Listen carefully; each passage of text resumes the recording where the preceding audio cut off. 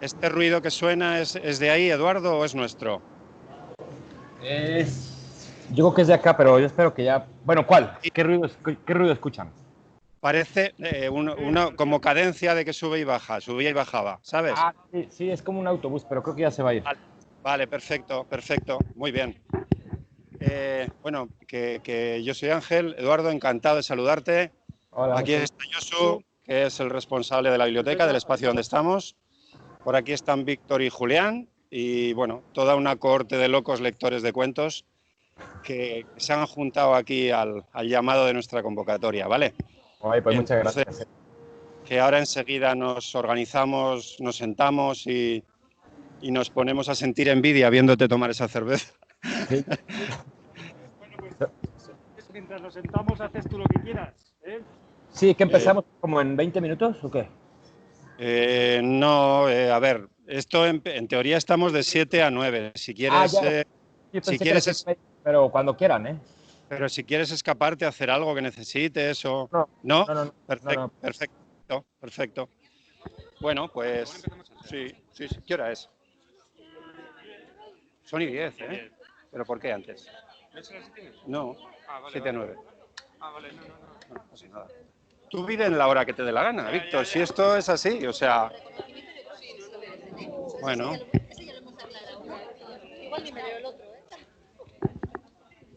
A ver.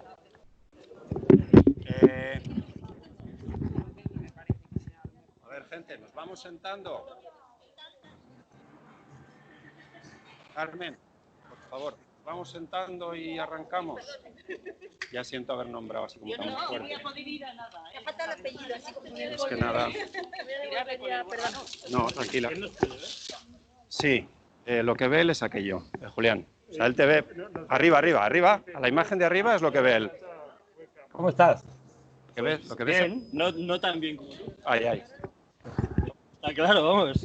Esto a mí me parece... Será cartón de piedra, ¿no? Será un decorado.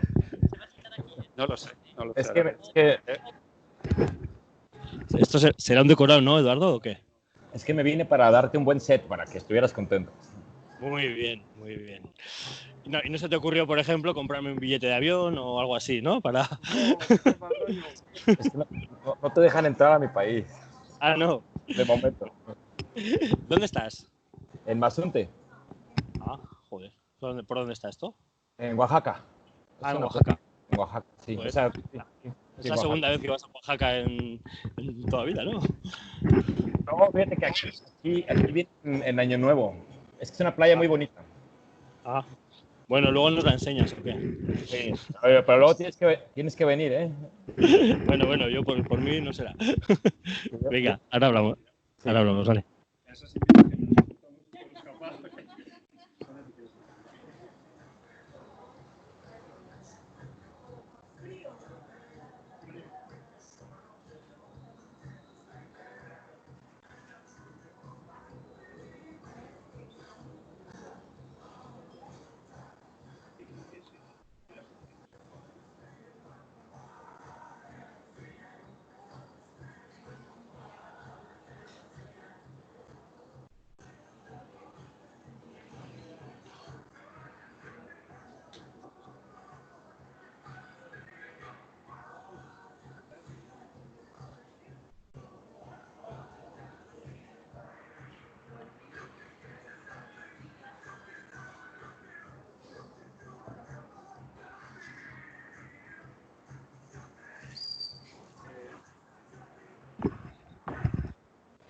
Tenemos que hablar a través del micro, ¿no?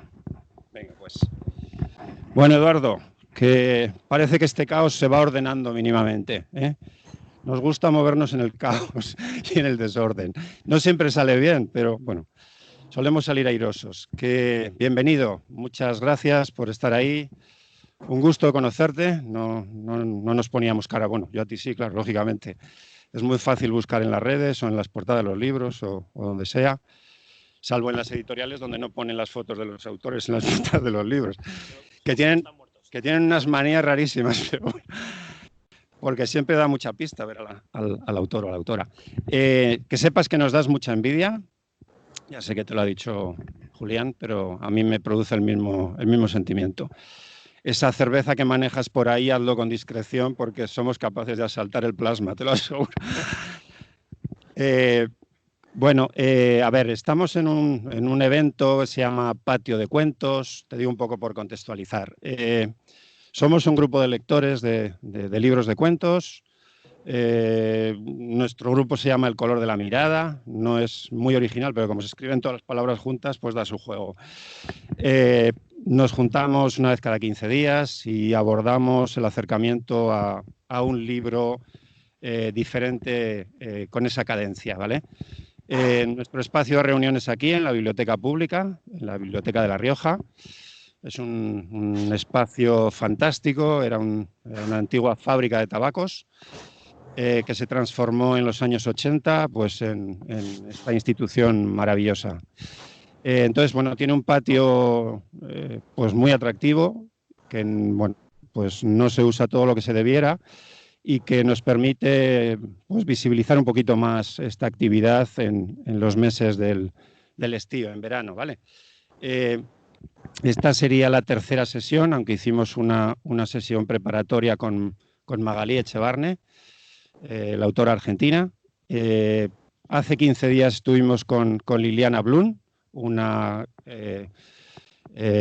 compañera, vamos, y también mexicana. Resultó una conversación pues tremendamente interesante y nos contó pues muchos aspectos de la vida de México y de su literatura que esperamos hoy complementar con tu visión, con tu conversación, con tu compañía y con el acercamiento también a tus creaciones. Eso, darte la bienvenida, agradecerte y si quieres te paso la palabra para que mínimamente pues, nos cuentes, yo qué sé, cómo te dio por dedicarte a escribir, cómo complementas esa pasión con el día a día y poder arrimar un plato caliente a la mesa, porque intuyo que vivir de la literatura es francamente complejo y que hay que buscar otro tipo de oficios que favorezcan esa manía que tenemos todos de comer varias veces al día, ¿verdad? Entonces, bueno, te paso la palabra, te doy la bienvenida y cuéntanos un poquito, una mini entrada de tu biografía. Bienvenido.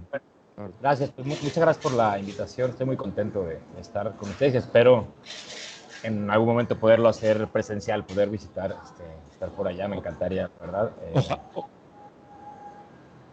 Ojalá. De momento que es así, pues igual estoy encantado y muchas gracias pues a todas y a todos por estar ahí y por la oportunidad de hablar de los libros y de todos estos temas. De verdad me da mucho gusto y se los agradezco muchísimo.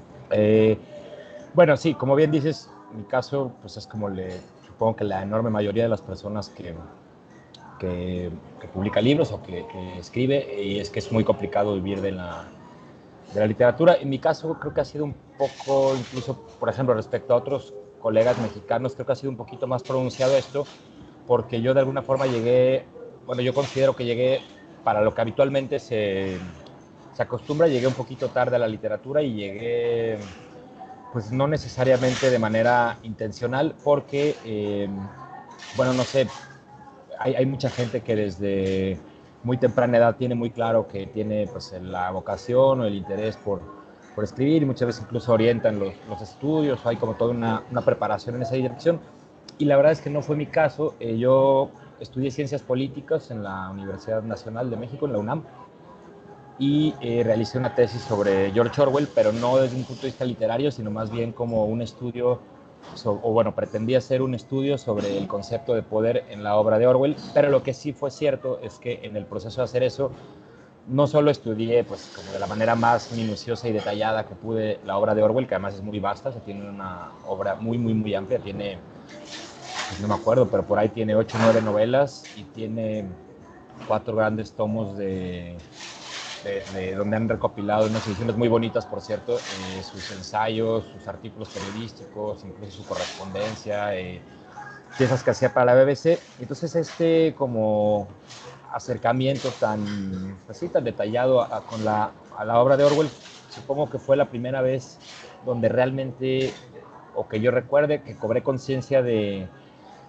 el potencial que de pronto puede tener la literatura, y específicamente la literatura con una vertiente pues que se pudiera llamar política o sociopolítica, para reflejar de manera no panfletaria, porque no creo que Orwell haga eso, ciertas realidades en cuanto al ejercicio del poder, pero no tanto desde un punto de vista formal o de la estructura de gobierno, sino mecanismos más sutiles, que son los que muchas veces inciden de manera profunda en las sociedades y en el comportamiento de las personas. Entonces, digamos que para mí sí hubo como una especie de antes y después respecto de esta como lectura profunda de Orwell.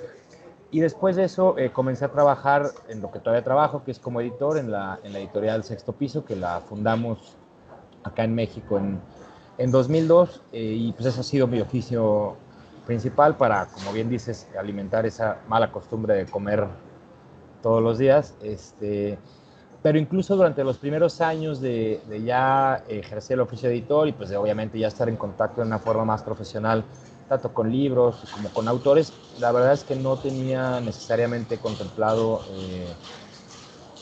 pues escribir libros, y mucho menos novelas, o en este caso cuentos, este tercer libro. Tenía una columna en un periódico, es decir, sí tenía como cierto ejercicio de escritura, pero insisto, la narrativa no era algo que necesariamente me hubiera pensado que fuera a ocuparme, pero en algún momento tuve como una especie de, pues, de crisis un poco profunda, tanto pues, digamos que ideológica o sociopolítica como personal, y pues básicamente se me descompuso un poco la vida y empecé pues a buscar muchas formas de salir de eso, porque sí fueron años, la verdad es que muy jodidos. Entonces hice literalmente de todo, o sea, fui a terapias, empecé a hacer yoga, fui a imanes, fui con una bruja, hice muchas cosas, y realmente no podía como salir, digamos, de eso que para mí era una especie de sensación de que mi mente y mi cuerpo estaban completamente desvinculados. Y digamos que la respuesta o la salida a esa crisis fue la escritura de mi primera novela, que tengo el gran gusto de que haya publicado Pepitas, que es La suma de los ceros. Y ya digamos que a partir de ahí sí me di cuenta que sí era, aunque de una manera quizá un poco tardía por esto que les estoy contando, pero pues un gran interés y una gran vocación, y digamos que a partir de ahí sí ya es un ejercicio que no he interrumpido. Después de La suma de los ceros, pues publiqué otra novela, que todos mis libros han estado muy afortunadamente para mí publicados con Pepitas. Entonces después de eso vino una segunda novela llamada Cinta Negra, y bueno, ahora recientemente este volumen de cuentos. Así ha sido un poco mi acercamiento, digamos. Eduardo, yo, como sabes, porque has podido hablar con él, está con nosotros Julián, está Víctor, están tus dos editores aquí en España. Bueno, para mí es un placer. Julián lo considero un amigo, es un lujo a su vez. Capitanean una aventura envidiable y digna de elogio. Es una editorial fantástica a la que seguir, con sus múltiples colecciones y la cantidad de propuestas a las que nos acercan. No se encorsetan en nada y a la vez tienen un estilo completamente reconocible. Entonces, bueno, aprovechando que está Julián aquí, que compartís amistad, que compartís oficio, le voy a pasar el micro pues para que te interpele de colega a colega, pues puesto que ya nos has dicho que toda tu obra está publicada en Pepitas, pues vamos a aprovechar que está Julián aquí y que te plantee alguna pregunta. Claro que sí. Buenas, Edu, ¿qué tal? Lo que no te han dicho es que... ¿Se oye o...? Bueno, Edu, lo que no te han dicho es que creo que estamos en lo que era la sede de la Inquisición. Pues no sé, la verdad que no sé muy bien qué preguntarte, ¿eh? Es un poco así... no sé, quizá como el club está más dedicado un poco a los cuentos, ¿no? Bueno, yo siempre te he dicho que a mí me gustaba mucho más lo que hacía siempre en corto, ¿no? Incluso, por ejemplo, la primera novela hay un ensamblaje ahí de historias muy separadas, ¿no? que al final cómo se unen es lo que funciona, ¿no? Pero para mí siempre Eduardo ha tenido mucha gracia en corto, ¿no? Y creo que este libro último, ¿no? Pues es un poco el reflejo de esta idea, ¿no? Que teníamos desde el principio, ¿no? No sé, o sea, cuéntanos un poco, ¿no? ¿Qué tiene este libro? ¿Qué ha supuesto para ti? No sé, cuéntanos un poco sobre el conejo. Sí, yo siempre, bueno, cuando estuve haciendo sobre todo la prensa, acá cuando salió el libro, en casi todas las entrevistas yo mencionaba pues que mi editor, que mi querido amigo Julián, me decía que era mejor cuentista que novelista y que este libro así lo demostraba. Y, y me encanta que te gusten más los cuentos y además... No es verdad, no es verdad, ¿eh? No es verdad. No, pero yo lo digo con mucho cariño. Y además, pues digamos que para mí las novelas fueron como una especie de proceso más como integral en el sentido de que desde el principio tenía como una especie de idea base de la cual partía toda la novela y a la cual dediqué varios años. Y en cambio, estos cuentos se fueron escribiendo de manera un tanto esporádica, también a lo largo de varios años. O sea, yo creo que entre el primero y el último, no sé bien, pero debe haber unos 5 o 6 años de distancia, un poco por eso, porque no era necesariamente de origen un proyecto de quiero hacer un libro de cuentos, sino que eran más bien ideas o situaciones o viñetas o personajes o distintas cosas que se imponían y que creaban la necesidad pues, de escribirlas en formato de cuento. Y de pronto cuando tenía, pues me parece que 3 o 4, me acuerdo que un día le dije a Julián, te dije a ti, oye, pues ¿cómo ves? Tengo 3 o 4 cuentos, ¿te interesaría que te propusiera un libro de cuentos? Y cuando me dijiste que sí, pues ese fue como, digamos, la vez que ya comencé a pensar en el libro como una especie de unidad y empecé a buscar pues entre los cuentos que ya tenía escritos, pero sobre todo entre ideas que tenía, porque pues supongo que como mucha gente, de pronto yo voy apuntando como ideas para pues quizá algún día escribir un cuento que no necesariamente se aterrizan de manera inmediata, pero en cuanto digamos que ya lo hablé contigo y quedamos que podíamos explorar si ahí había un libro, pues ya lo empecé a pensar justamente más como libro y como les digo, a empezar a buscar ciertas ideas de cuentos que pudieran encajar bien con el volumen.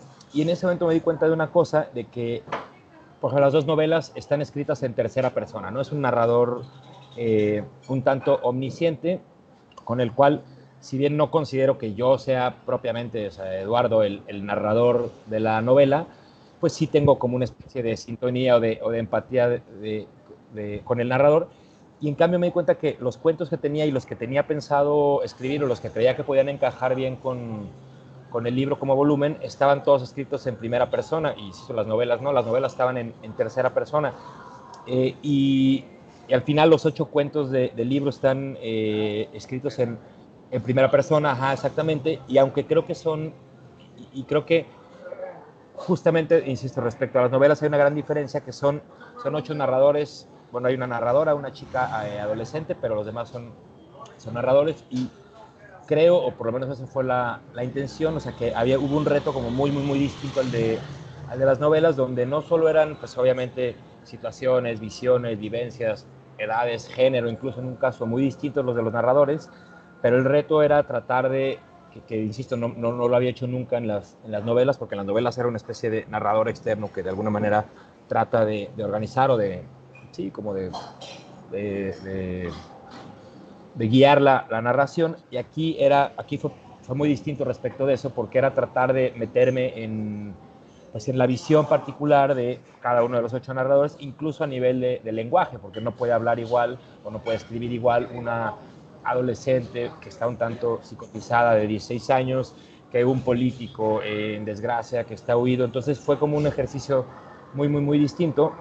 Y por ejemplo, una cosa que también me ha llamado la atención ahora que, bueno, pues que se publicó el libro, y la verdad es que incluso confieso que tuve un poco de nerviosismo desde antes de que se publicara, fue que pues en ocasiones hay ciertos momentos de los cuentos, de las historias o de la narración o de lo que expresan los narradores, pues con los cuales yo personalmente no solo no comulgo, sino que puedo estar en desacuerdo, me pueden resultar un poco, no sé, desagradables incluso por momentos, pero creo que pues, la narración en primera persona exige esa especie de congruencia con el narrador y con lo que se está narrando. Y entonces de pronto acá en entrevistas, pues, sobre todo en los temas de género, ¿no? Porque la sociedad mexicana pues es muy machista y muy misógina, entonces de pronto varios de los narradores utilizan este tipo de expresiones, y ahora que está como muy delicado todo ese tema, pues de pronto había como un poco de temor por mi parte, y insisto, en las entrevistas pues como que se ha salido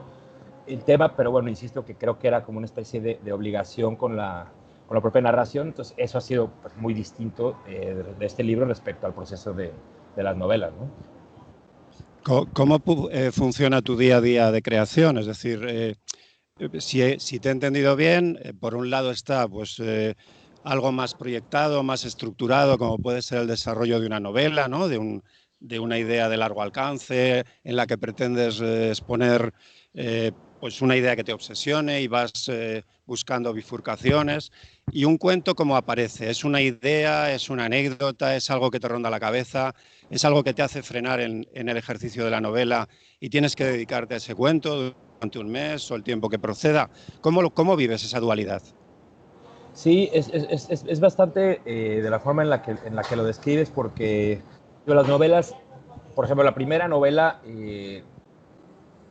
bueno, es que más o menos como yo me he organizado para escribir las novelas, es que hay como una especie de idea base, de idea central, a la cual pues, le empiezo a dar vueltas, empiezo a pensar si puedo dar una novela o no, empiezo quizá a esbozar pues cómo podrían ser los personajes o la historia, hacer lecturas, ¿no? Que quizá tengan que ver con la novela. Pero, por ejemplo, en la primera novela, entre ese, digamos, primer momento o esa primera idea de, pues quizá me gustaría hacer una novela sobre esto, al momento de ya sentarme a escribirla, pasaron entre 4 y 5 años. Y en la segunda, un poco menos, pero igual fueron pues, por lo menos 2 o quizá un poco más.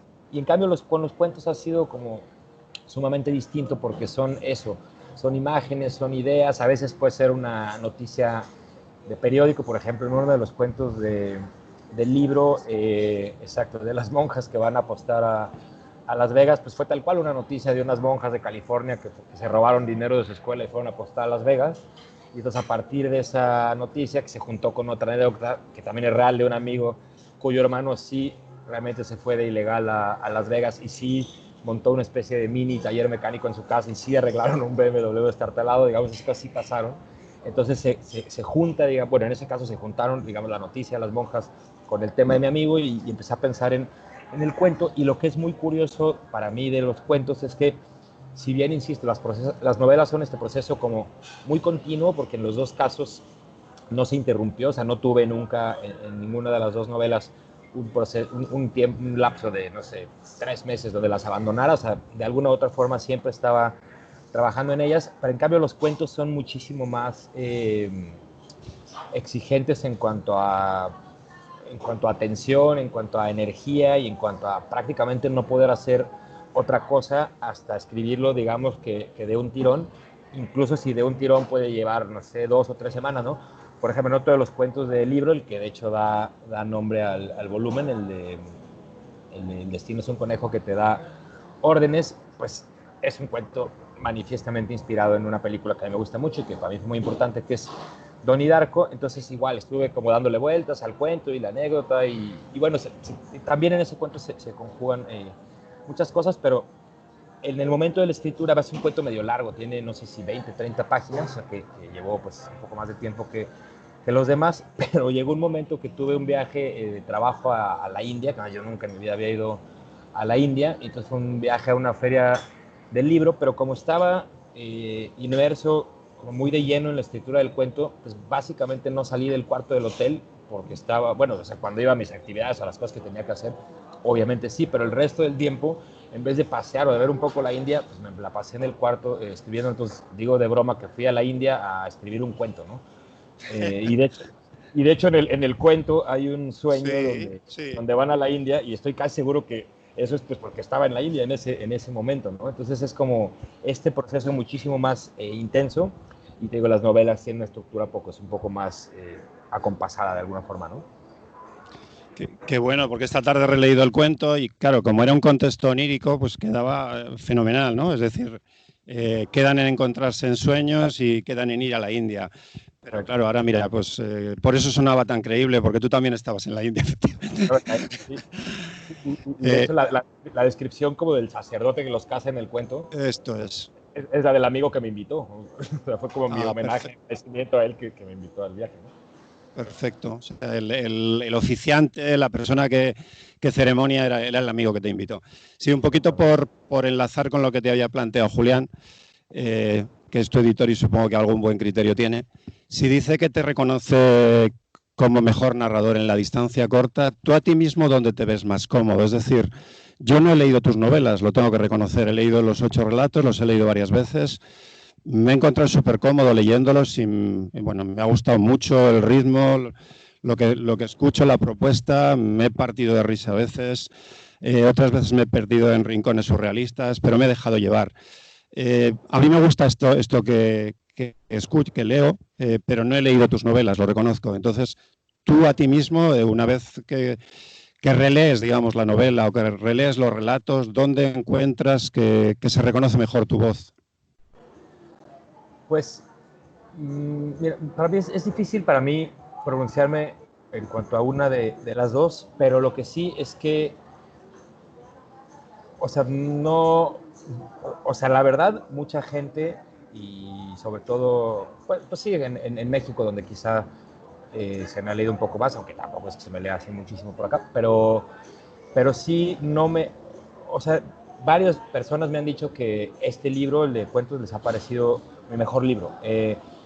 Para mí es difícil pensarlo en términos de mejor o de peor, pero lo que sí reconozco es que las novelas son un poquito más difíciles de leer, digo, en un primer sentido obvio, pues por extensión, porque son novelas bastante largas, ¿no? Como de 400 páginas cada una, y el otro día, hace poquito que hablaba con Julián, bromeábamos y yo le decía que prometo no volverlo a hacer, prometo no volver a escribir una novela de 400 páginas, pero no solo por extensión, sino porque de alguna forma creo que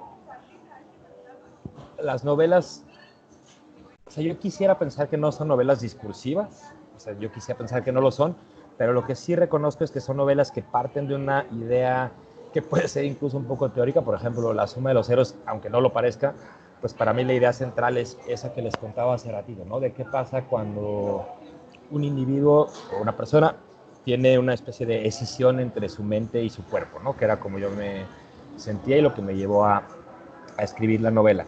Y eso entiendo pues que no necesariamente es lo que le interesa a todos los lectores o a todo el mundo, no, o sea, no necesariamente todo el mundo quiere leer un libro de ese tipo o que tenga ese tipo de exigencia, y lo que sí creo es que los relatos, en primer lugar porque se enfocan en situaciones o en viñetas o en personajes de alguna forma más, o sea, no creo que sea un registro realista, porque de hecho varios se inscriben en un registro un tanto absurdo, pero creo que incluso en eso que yo entiendo como una especie de absurdo cotidiano, que creo que es que en lo que el registro en el que se inscribirían los relatos, creo que es mucho más fácil para los lectores y lectoras como de alguna forma empatizar o vincularse con ese tipo de situaciones, y creo que la primera persona también evita un poco pues esta característica de las novelas donde de pronto pues pueden, bueno, algunos lectores o lectoras les puede parecer que se van un poco por las ramas, ¿no? Un poco lo que decía Julián hace ratito, que son quizá varias historias que de alguna forma se ensamblan, pero pues los cuentos no, porque los cuentos, a menos que fuera un narrador o narradora, que no tendría mucho caso para mí, que ahondara en digresiones o en grandes reflexiones teóricas, pues más bien está contando, insisto, como su especie de visión telescópica de lo que pasa. Entonces creo que por eso son como mucho más ágiles de alguna forma que las novelas, que pues sí entiendo que no necesariamente a todo el mundo le puedan interesar, ¿no? Bueno, yo en un momento he dicho que los cuentos sean mejores que las novelas, que quede claro. O sea, me gustan cuando me cuentas cosas en cortito, ¿no? Porque me hace más gracia siempre. Pero, por ejemplo, en el caso de la segunda novela, ¿no? Que creo que es una novela de la que no se ha hablado lo suficiente, o sea, bueno, yo no, tampoco he leído tanto, pero pero me parece que es quizá la novela en la que mejor he visto reflejado el universo de la empresa actual. O sea, y yo creo que tiene, o sea, las novelas de Eduardo tienen mucho valor a muchos niveles, pero quiero decir que la tesis que contiene Cinta Negra y cómo está desarrollada, a mí me parece de 10. O sea, quizá no se ha leído tanto por eso, pues porque es más larga, porque parece que los libros que pasan de 200 páginas ya nadie los coge, pero vamos, que para mí las novelas son de 10. Y Cinta Negra, o sea, no especialmente, pero me parece que la idea y el desarrollo, hostia, es muy poderoso. Muchas gracias. Bueno, ¿quieres ahondar un poco en lo que pretendías contar en Cinta Negra, sobre todo para que las personas que estamos aquí podamos conocer cuál era la línea argumental de esa novela? Y además pensando en que bueno, los 3 libros están ahí expuestos por si a alguien le interesa al final llevárselo, pues que pueda saber cuál era tu tesis, ¿no? Argumental que pretendías desarrollar. Sí, claro. Y bueno, yo también quise decir, para mí tampoco necesariamente es que, o sea, yo no podría decir que son mejores unas otras, nada más un poco lo que quería decir es que sí, que de pronto para algún tipo de lector o de lectora ha sido más, pues más accesible el libro de cuentos, pero de hecho yo creo que si yo tuviera que decir de mis 3 libros al que le tengo más cariño, pues es a La Suma de los Ceros, creo, ¿no? Y bueno, en Cinta Negra, sí, pues como decía Julián, es una especie de sátira o de parodia sobre el mundo empresarial contemporáneo, pero de nuevo, creo que no está, o por lo menos no era la intención, escribirle en un registro realista, porque de hecho el protagonista, que es un tipo al que medio seguimos durante las casi 400 páginas de la novela, es como una especie de arquetipo de este individuo contemporáneo tremendamente obsesionado con el éxito, con la fama, con la acumulación, al grado de que digamos que esas ideas rectoras son a las que se supedita todo el resto de la existencia, ¿no? El trabajo, obviamente, pero no solo el trabajo, la amistad, incluso las relaciones amorosas, y es un arquetipo que, pues, por desgracia, abunda en sociedades como la mexicana, aunque creo que no solo, que enarbola también, pues, a partir de, insisto, de esta ética del éxito y la fama y la idea de poder pisotear o pasar por encima de quien sea en el camino de alcanzar esto, pues enarbola, insisto, en el caso de la sociedad mexicana, pues lo que yo consideraría como la peor parte de este tipo de sociedades, pues como el clasismo, el racismo, ¿no? O sea, tiene, por ejemplo, como una relación muy particular con una especie de subalterno de la empresa donde él trabaja, donde entabla una relación, pues, laboral medio paternalista, afectiva, que insisto que por desgracia es muy común en un país como México, donde por un lado todo el tiempo le está como marcando la distancia y poniendo en su lugar, insisto, con muchas veces con expresiones racistas o sumamente clasistas, pero por el otro también hay esta cuestión como un tanto paternalista, donde de pronto hace cosas por él o le puede llegar a dar dinero. O sea, es como un tipo de relaciones muy complejas que se trazan mucho en sociedades como la mexicana, donde desgraciadamente lo laboral, no necesariamente en términos jerárquicos o de subordinación, pues no pasa por un marco contractual donde se estipule claramente los límites, sino que pasa por este tipo de relaciones, pues sí, que son de subordinación, pero que son muy complejas, ¿no? Y entonces ese era un poco el mundo que yo quería retratar en Cinta Negra, y de hecho digamos, la premisa que pone en marcha al protagonista sí es algo que realmente medio existe en estos mundos del management y de sí, como de lo que a mí me parece que es una especie de teología corporativa, donde realmente existe un sistema como de cintas, como si fueran como de artes marciales. O sea, esto existe en la realidad. De hecho, leí un par de libros al respecto, y entonces la gente que está, como insisto, en esta como teología del management, pues busca ir ascendiendo, cinta blanca, cinta marrón, no sé qué, y el máximo grado es cinta negra. Pero lo que a mí me parece muy curioso, y es un poco como una especie de idea rectora de la novela, es que, digamos, yo en los libros que leí, pues, para prepararme para la novela, existe este sistema de cintas y de grado, pero nunca te queda claro qué es. O sea, es una especie como de cosa, es como una capacidad suprema de resolución de problemas o algo así. Entonces, un poco la idea es como esta cosa de la rueda de hámster, donde en realidad está el protagonista, o como arquetipo, insisto, de este individuo corporativo contemporáneo, orientando pues toda su vida, su trabajo, su salud, insisto, todo, pues como hace una especie de nada, donde al final pues, no hay nada, y esa es un poco pues, la premisa a partir de la cual está construida la novela. Bueno, vamos a ir entrando poco a poco en el libro de relatos, Eduardo. Sí. Como bien has dicho, hay 8 en el libro, están todos narrados en primera persona y en todos además haces el difícil ejercicio de ponerle voz al narrador, poniéndote en la piel de diferentes personas que son los protagonistas de cada uno de los relatos. ¿Están ordenados con algún criterio? O sea, ¿es algún criterio que tú has marcado? ¿Te has dejado orientar por la editorial? ¿Lo habéis negociado? ¿O simplemente, bueno, habéis buscado una armonía a la hora de que el lector los vaya leyendo y vaya pasando de temas igual más de fondo a temas más suaves, fáciles, más de humor? No sé, ¿cuál es el criterio que estableciste a la hora de ordenarlos? ¿O no existe y me lo estoy yo? No, sí existe, o por lo menos pretende existir. Para mí, pues insisto, como es el primer libro de relatos que publico, fue una experiencia nueva en el sentido de justamente, ¿no? Cuando ya tenía los 8 relatos que a mi parecer podían conformar el libro, pues justo, ¿no? La pregunta era, bueno, ¿y esto cómo lo acomodo? Porque sí, lo ordeno porque me parecía que cronológicamente pues no tenía ningún tipo de sentido, y para mí, la verdad es que a mí me gusta mucho la música, bueno, como a mucha gente obviamente, ¿no? Y se asemejó un poco a hacer como una especie de playlist, y pues digamos que de nuevo fue algo que a mí nunca había oído, pues porque las novelas tienen la estructura que tienen. Digo, sí lo había hecho sobre todo en cinta negra. Una amiga editora que la leyó me recomendó un ejercicio que suena un poco programático, pero creo que fue bastante útil, que me dijo, mira, ¿por qué no haces un Excel? Bueno, un listado, que en Excel puede funcionar, donde venga cada, pues, no capítulo, sino cada episodio narrado en la novela. Me dijo, porque así vas a poder tener una visión panorámica del ritmo y vas a poder ver para los lectores que de pronto hay una escena súper dramática o súper violenta, de pronto le puedes dar un respiro, o sea, como una visión, pues eso, ¿no? Como rítmica o más panorámica.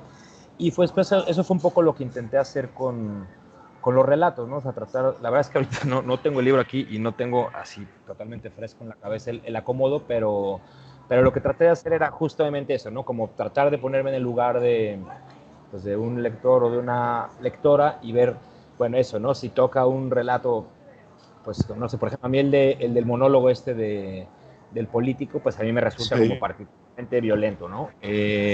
Incluso a nivel de lenguaje y de muchas cosas. Y entonces, decir, bueno, si un lector o lectora lee ese relato, pues después que venga uno que le pueda servir como un poco de respiro, de una pausa un poco más lúdica. Entonces, pues esa era la intención del acomodo, como tratar de ir creando como una lectura pues que no fuera pues, ni pesada, ni... O sea, que tratara de, pues eso, como de irse como acomodando bien según criterios del ritmo de la lectura, pues para que funcionara de manera conjunta, ¿no? Sí, yo creo que funciona magníficamente esa propuesta de, bueno, diferente gradación en cuanto a la intensidad y a la violencia, a los temas que propones, que alternan con otros relatos, bueno, pues que son más llevaderos o donde pesa más lo narrativo o que están imbuidos de un humor desternillante, aunque sea a veces muy negro, y entonces hace como muy llevadero, ¿no? Es una especie de recorrido ondulado, ¿no? Ondulante, perdón.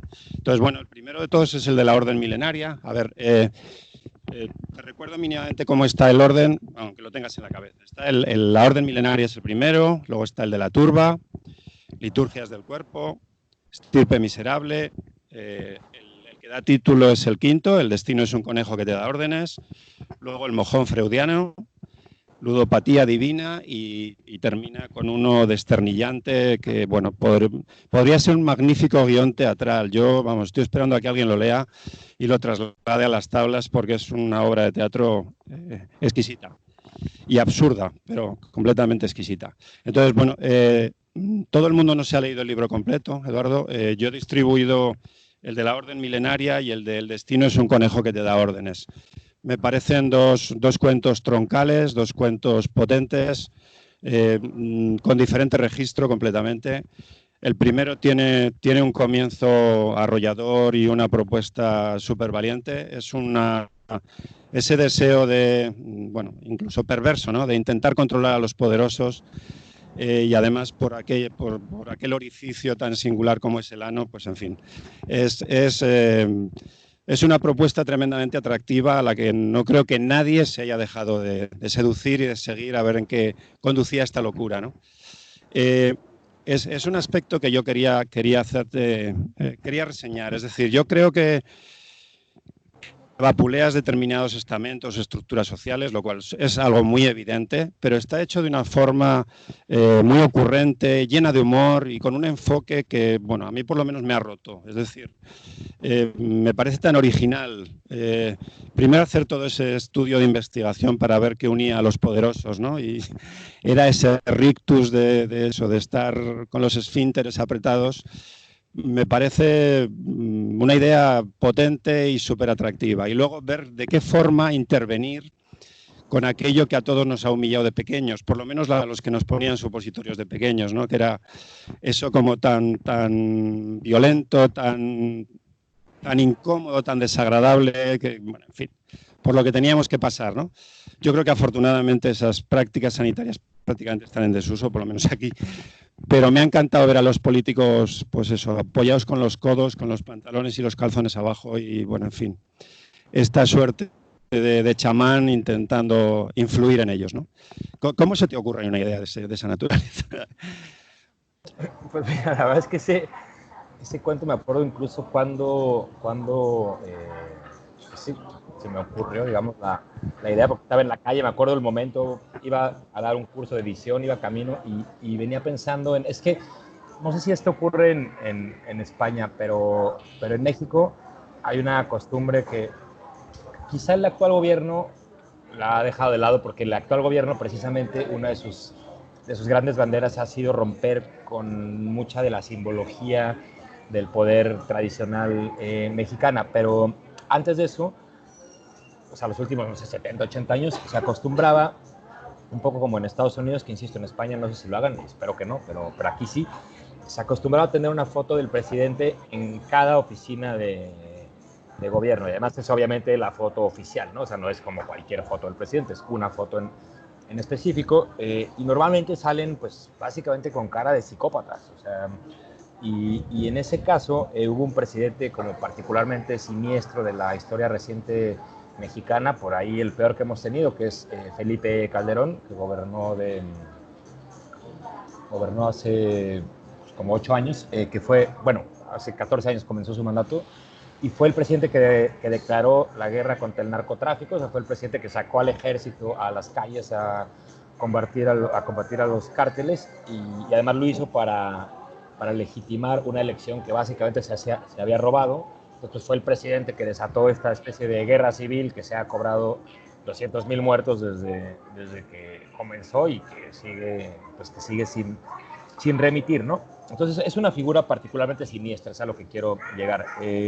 Y su foto esta oficial, que insisto, además es como una cosa pues muy perversa simbólicamente, ¿no? Porque es como el presidente vigilando en cada oficina de gobierno a los empleados, a los burócratas, pues lo muestra justamente porque es a quien se describe en el cuento como el jefe supremo, pues es él, o sea, la descripción física es la de Felipe Calderón. Entonces, si tú ves esa foto, te digo, de este tipo siniestro, sádico, obviamente, que básicamente desató una guerra en un país de la cual no hemos salido, y si te fijas, eso, o esa fue la imagen, digamos, que dio origen al cuento, como pensar en esta imagen súper adusta, súper pues, sádica de alguna forma, y pues la verdad, y esto creo que no hay forma no vulgar de decirlo, pero pues me remitió a la idea de, pues qué rígido debe tener el ano este hombre, ¿no? Y digamos que a partir de esa especie de asociación entre este ejercicio del poder bastante sádico y una especie de rigidez corporal, pues incluida una rigidez anal seguramente, pues de ahí empecé a pensar en esta idea que obviamente ya desemboca en esta cuestión bastante absurda de este científico fallido, que justamente, digamos que si hiciera esa asociación o si pensara en esa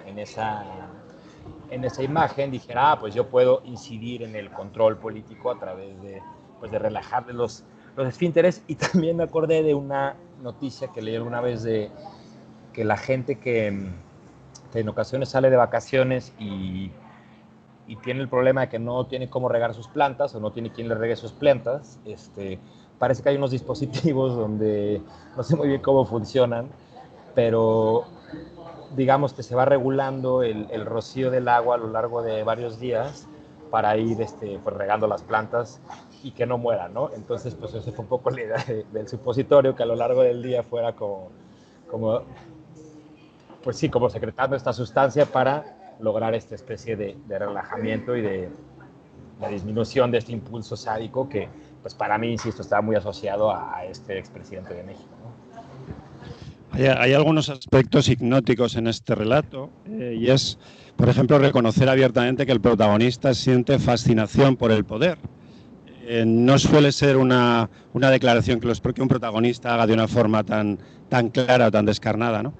Y luego las asociaciones que hay entre azar y política, que él también lo lleva a ese juego de cómo, y es verdad, todos somos conscientes, que los garajes han generado grandes inventos y el azar también ha provocado enormes inventos, ¿no? Entonces, en este caso lo que pasa es que él lo contrapone con una planificación. Él tiene el objetivo de intervenir el poder y se le ocurre esta idea. Bueno, y luego hay un juego de aproximación muy chulo porque él, a su padre le expresa abiertamente a qué se querría dedicar, ¿no? Como aproximación a ese poder que le fascina, que es a través de estudiar Derecho. Bueno, pues su progenitor lo disuade, pues aún digamos que frente a un envido echa un órdago y dice que quiere ser politólogo, que digo, anda, que también como ocurrencia no está mal. Y entonces al final acaba claudicando ante lo que acaba siendo una imposición familiar, como diciendo, bueno, yo te pago los estudios y entonces acabarás haciendo medicina. Pero ¿cómo le da la vuelta a esos estudios para dedicarse a lo que realmente a él le fascina, que es manipular a las personas y tener ese poder, ¿no? Bueno, me parece un ejercicio tremendamente atractivo, Eduardo.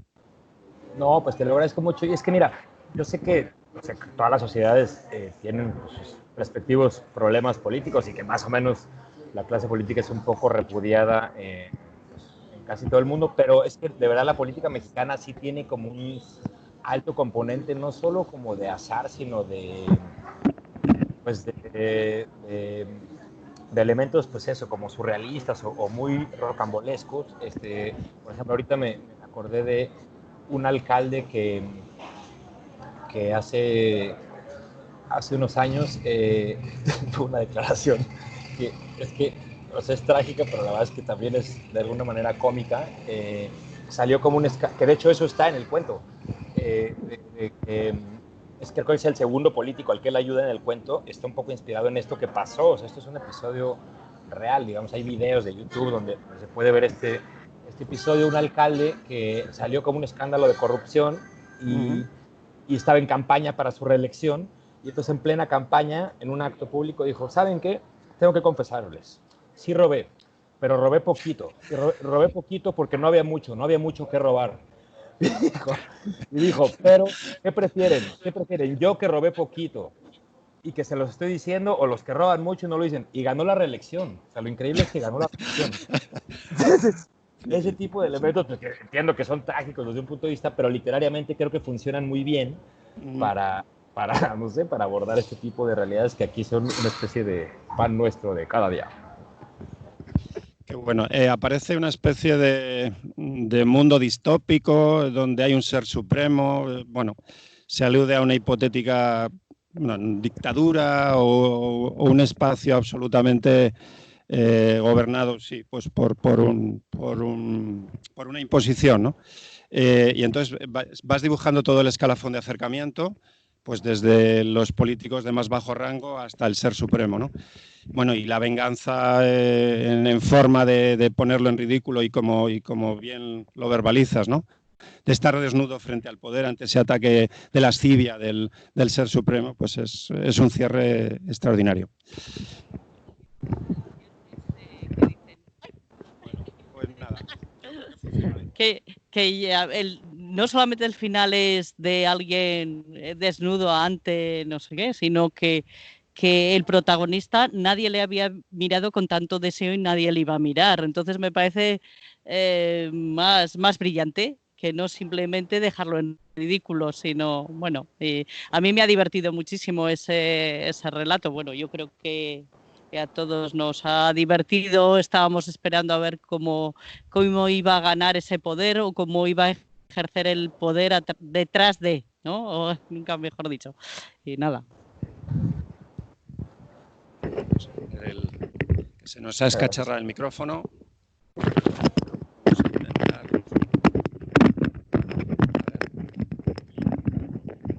No, bueno, en fin.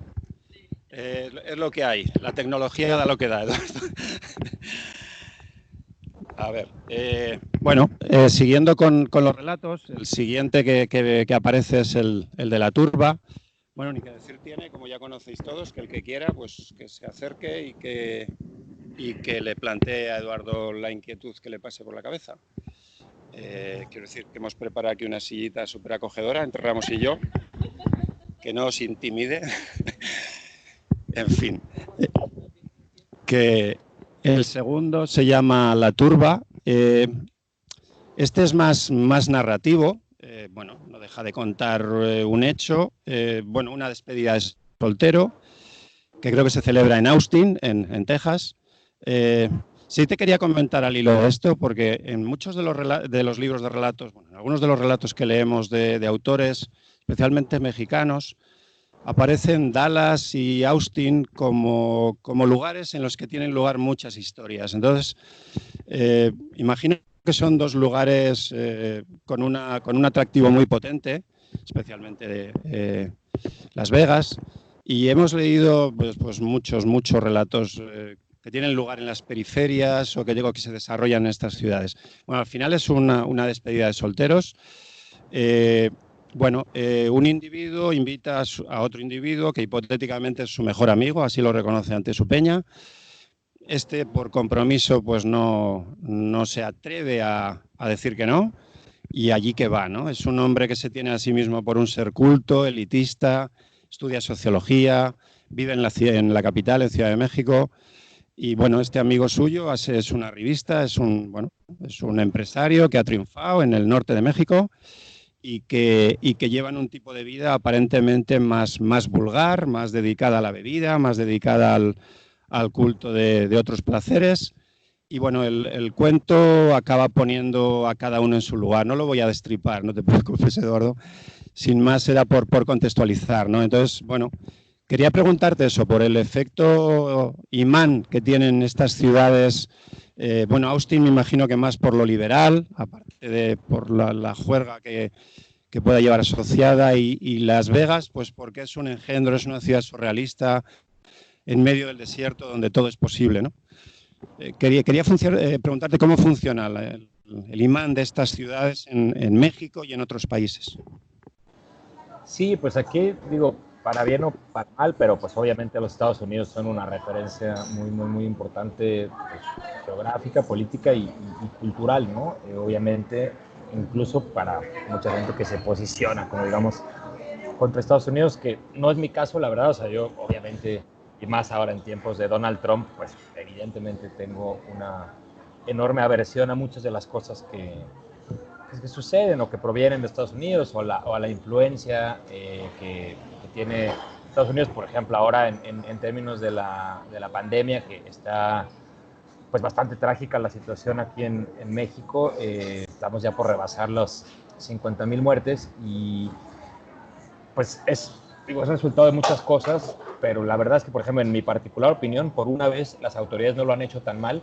Pero el problema es que México es el segundo país después de Estados Unidos con mayor obesidad en el mundo, ¿no? Y es el país que más consume refrescos en todo el mundo. Entonces, pues, obviamente, ante una situación como esta, pues había un enorme porcentaje de la población muy, muy, muy vulnerable pues, a una pandemia como la que estamos viviendo, pero a lo que voy es a que para bien o para mal, pero pues Estados Unidos es una referencia, obviamente, es la principal referencia pues, cultural, política, geográfica, exterior en México, y como bien dices, estas ciudades juegan un papel muy importante en el imaginario, y no me parece casualidad que un poco lo que aludías que hagan como su aparición en términos literarios, porque además son, o sea, toda la frontera, digo, todo Estados Unidos un poco, pero en particular el territorio fronterizo, California, Texas, Nuevo México, Arizona, pues mismo Nevada, aunque no es fronterizo creo, pero digamos que son ciudades o son sitios que también abarcan de alguna forma todo un espectro pues, socioeconómico y cultural, porque por un lado está como la migración que conocemos pues de personas que en México no encuentran oportunidades o que vienen huyendo de la violencia, o también de Centroamérica que migran masivamente a estas ciudades, y pues hay comunidades de mexicanos inmensas, pues no solo en Los Ángeles, pero en mismo Dallas, en Austin, en Las Vegas, hay muchísimos mexicanos trabajando pues justo en las cocinas y cosas así. Entonces digamos que hay como esa especie de referente por ese lado de la migración más descarnado, digamos, hacia los Estados Unidos, pero también son ciudades, y en el caso de Las Vegas y Austin es muy claro, que ocupan un lugar, digamos que por el otro lado del espectro, ¿no? Más como digo, Las Vegas es el lugar por antonomasia donde los ricos mexicanos van a despilfarrar su dinero, ¿no? O sea, es como una referencia cultural muy, muy, muy importante y Austin quizá no es tan así, pero por ejemplo en Austin sí pasa una cosa que es un poco la que dio origen a la idea original del cuento, que es que muchos jóvenes burgueses mexicanos que se van a casar, pues justamente se van a Austin de despedida de soltero, ¿no? Por ejemplo, mi madre es de una ciudad al norte de México que es Monterrey, que está como no sé bien, pero está como a 5 o 6 horas en coche de Austin, y entonces hay todo un ritual pues sí, como de jóvenes burgueses de Monterrey, que además es como curioso porque es una ciudad como súper católica, y entonces está como pues esa típica idea de como ya se van a casar y se van a casar por la iglesia, van a formar una familia y les van a inculcar estos valores católicos, etcétera, etcétera.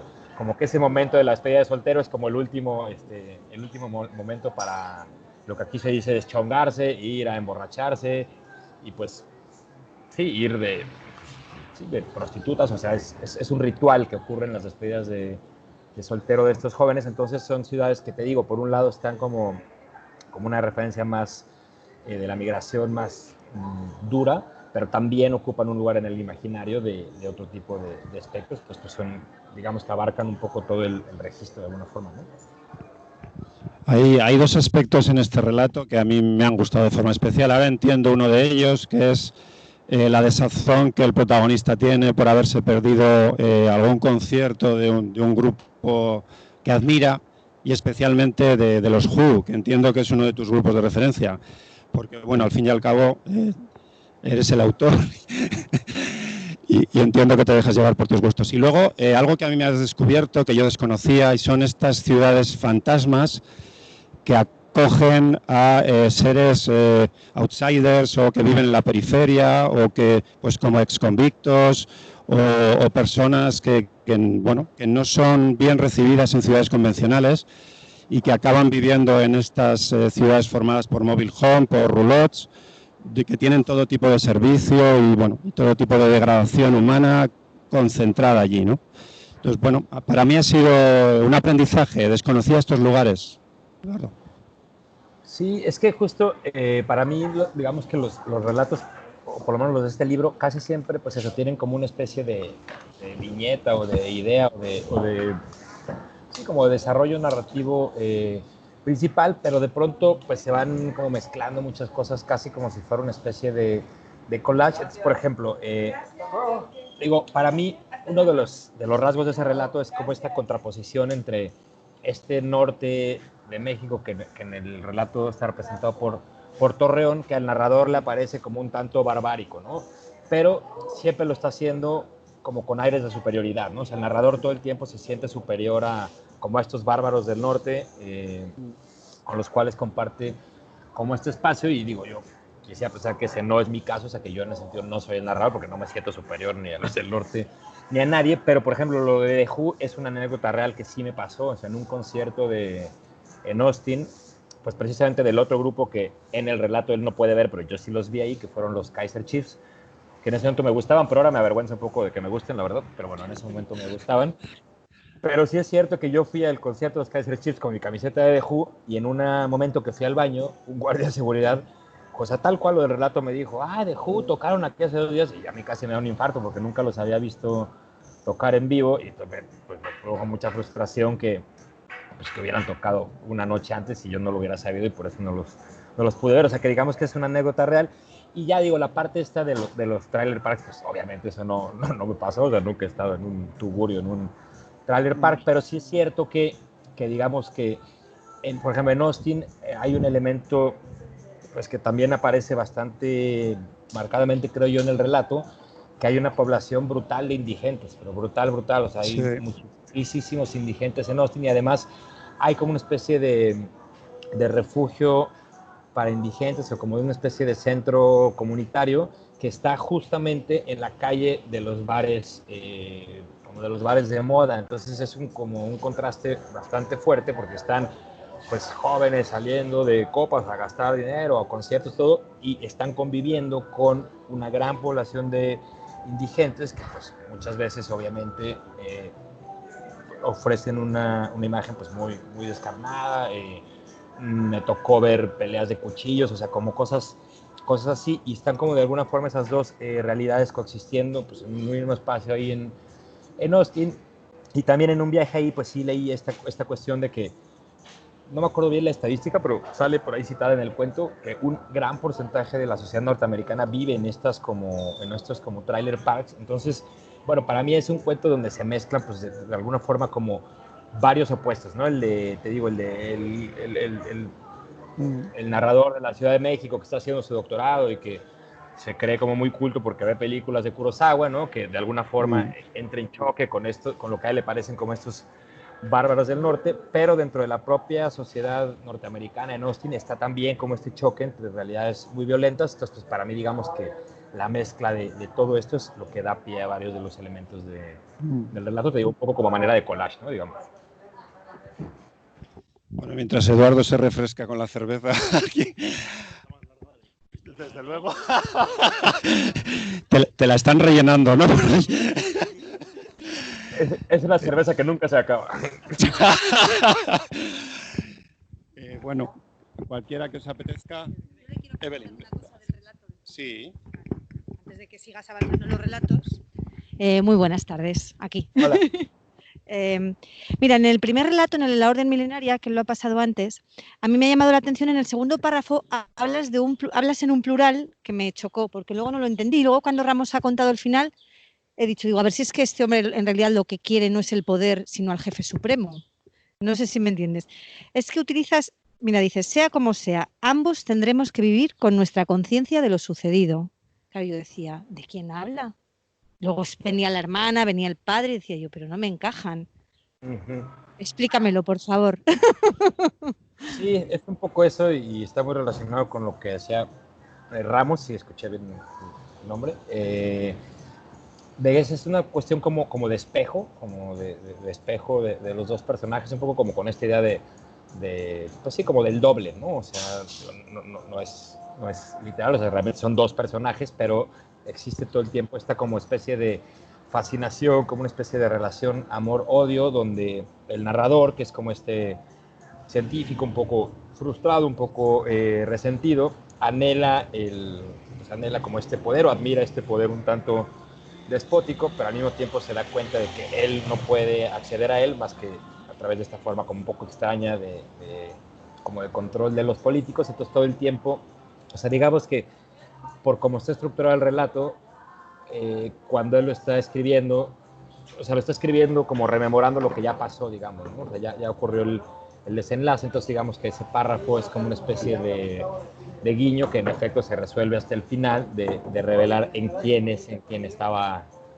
pensando, Vale, ¿no? vale. O sea, que sea referencia tal cual. Sí, claro. Y ahora te has desvelado porque al final rompen el espejo entre los dos, en plena efusión ahí amatoria, se rompe el espejo, con lo cual, no sé, igual también es pista. Eso no lo había pensado, pero es muy buen punto. No Sí, lo había sí, pensado, sí. pero tienes toda la Y razón. bueno, me gusta la forma perversa esta de tomar el poder que tienes. Me ha parecido de gran tamaño, tenían que ser los supositorios. Gracias.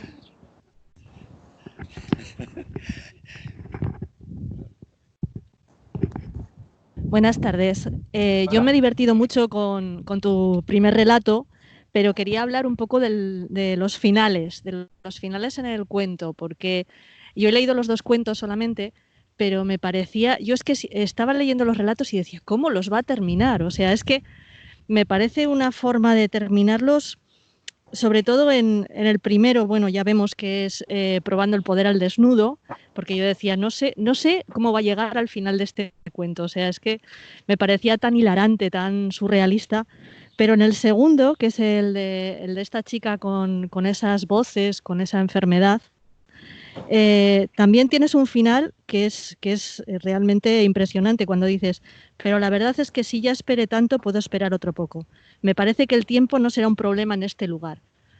Ese proceso de llegar después de todas esas digresiones, de esa viñeta en la que hablas cómo construyes el cuento y luego vas metiendo cosas, de llegar a ese final, porque a mí en los cuentos el final es algo que me parece particularmente difícil en la hora de cerrar. Puedes cerrar con un final abierto, con un final más cerrado, pero después de todo lo que nos estás contando de esa forma tan hilarante o con esas voces, con el conejo, que no sabes dónde vas a llegar, ¿cómo se te ocurre estos finales? ¿Cómo llegas a ese proceso?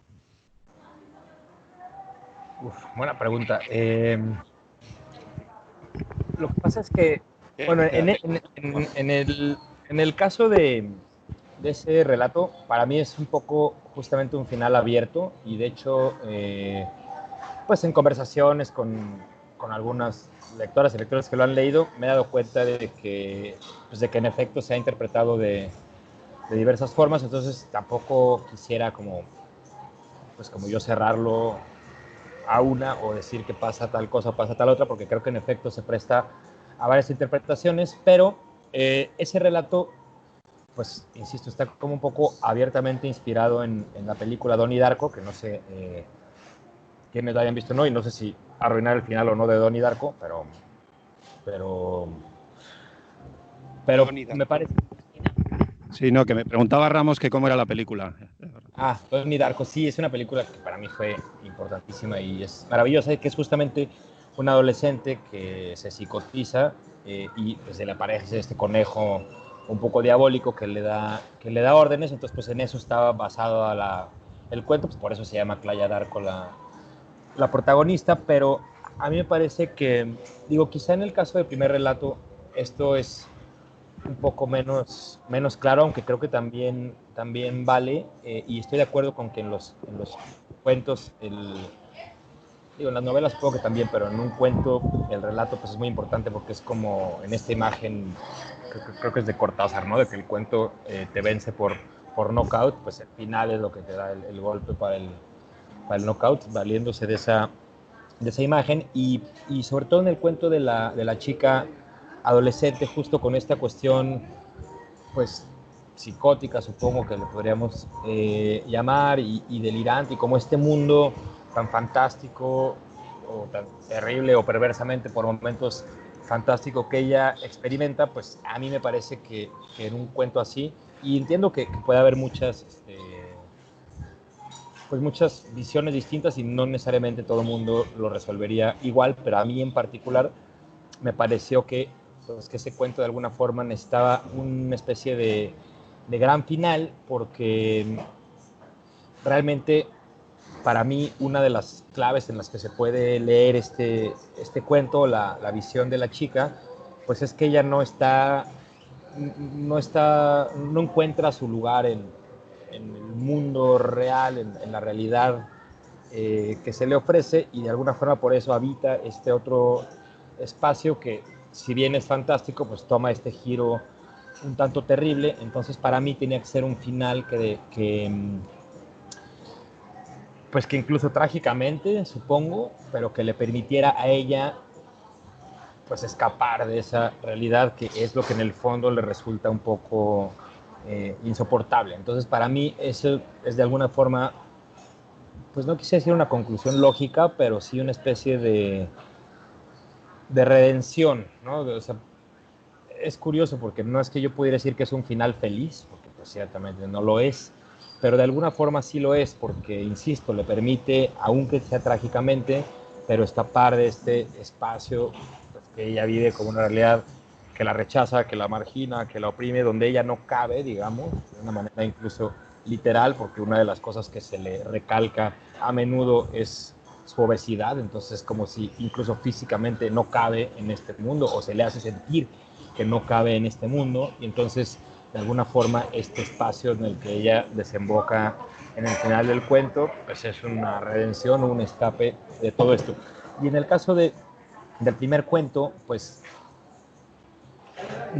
digamos que por más que esté escrito en una clave de sátira, de parodia, de absurdo, pues el trasfondo es tanto en cuanto al narrador como en cuanto a su especie de alter ego que sería el jefe supremo, pues es una clave, o sea, insisto, a pesar de que la clave sea más paródica, pero el trasfondo pues es bastante crudo, ¿no? Es esta especie de ejercicio del poder despótico, bastante machista, como sucede en México, un poco descarnado.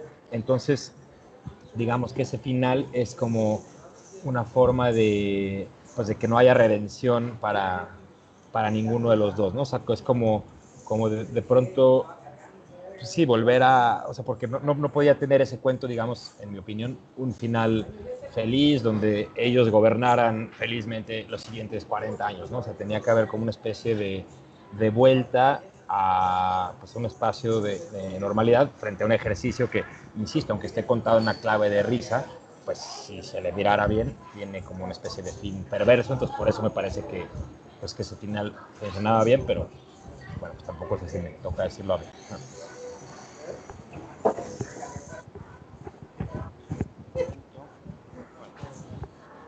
Pues seguimos, Eduardo, mientras esa cerveza maravillosa sigue dando su fruto.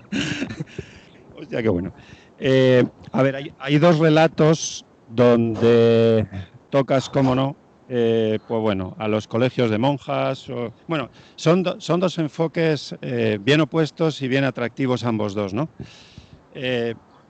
En uno de ellos, que es el que se llama Liturgias del Cuerpo, hay una hipotética rebelión o ganas de jorobar o de devolver a ese colegio de monjas toda la frustración que ella cree que le han provocado, ¿no? Cercenando, pues eso, la libertad sexual, el descubrimiento del cuerpo, etcétera, etcétera. Que es el de Liturgias del Cuerpo, y además, bueno, hay todo un discurso bien atractivo en cuanto a que es más gratificante dar que recibir, y en fin, toda una serie y personajes muy estrambóticos, ¿no? Como esta chamana que lo introduce a este aspirante a escritor, lo cual es una perversión por tu parte, porque, bueno, ya que es un inútil y como tal se lo recuerda a su novia, puesto que hay un gotero permanente que no arregla, dice, bueno, como me voy a dedicar a la escritura, pues, perdón, ella le dice, te vas a dedicar a la escritura si te vas fogueando en la frustración, ¿no? Entonces, es un comentario terrible. Bueno, descubre a esta chamana que lo introduce en el arte de la masturbación femenina, y, bueno, digamos que por ahí, bueno, él se reencuentra consigo mismo y tiene un final, al hilo de lo que decía Carmen, tremendamente interesante y muy bien cerrado, que no voy a desvelar, para quien lo quiera leer, pero sí que es un cierre realmente que cuadra con la historia que estás contando, ¿no? Donde, bueno, él no se conseguía liberar de esa situación de encierro, de inacción, y, bueno, pues aparece esa posibilidad por ahí donde, de nuevo, el lenguaje del cuerpo sale a colación. Y luego, el otro en el que aparecen es el de la ludopatía divina, es al que has hecho referencia al comienzo. a partir de esa noticia de 2 monjas que, bueno, pues robaron la caja del convento donde estaban y se fueron a Las Vegas a probar fortuna, ¿no? En este relato hay un... Bueno, para mí es de los que narrativamente mejor funcionan, en el sentido de que está contando, bueno, pues una historia aparentemente convencional, donde, como muy bien dices, pues bueno, hay alguien que va a visitar a alguien que está en Las Vegas, y bueno, como va a ser la última noche que van a convivir, pues deciden ir a beber y a jugar. Curiosamente, el protagonista es alguien que ha conseguido desengancharse de la adicción al juego y sabe que, bueno, que oír la música de las tragaperras es como oír la música de ese cielo que consiguió dejar atrás.